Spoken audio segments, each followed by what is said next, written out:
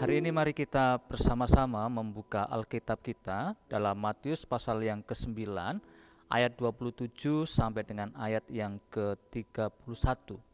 Matius pasal 9 ayat 27 sampai dengan ayat yang ke-31. Saya akan baca di ayat yang ke-28 dan ayat 29.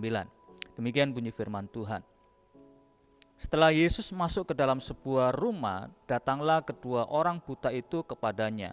Dan Yesus berkata kepada mereka, "Percayakah kamu bahwa aku dapat melakukannya?"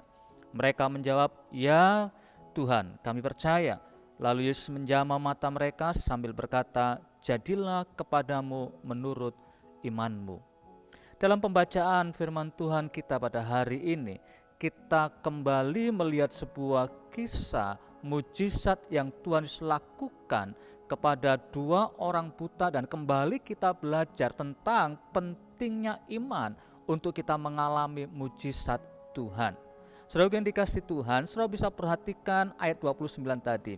Lalu Yesus menjamah mata mereka sambil berkata, "Jadilah kepadamu menurut imanmu."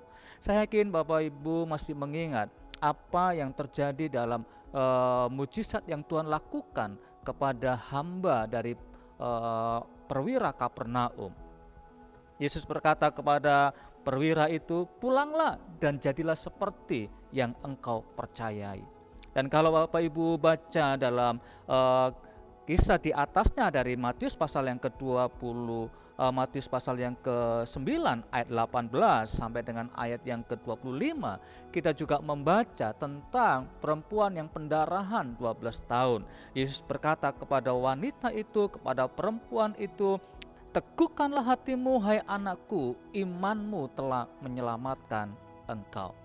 Saudaraku, kepercayaan kita, iman kita kepada Tuhan itu adalah kunci mujizat dalam hidup saudara dan saya.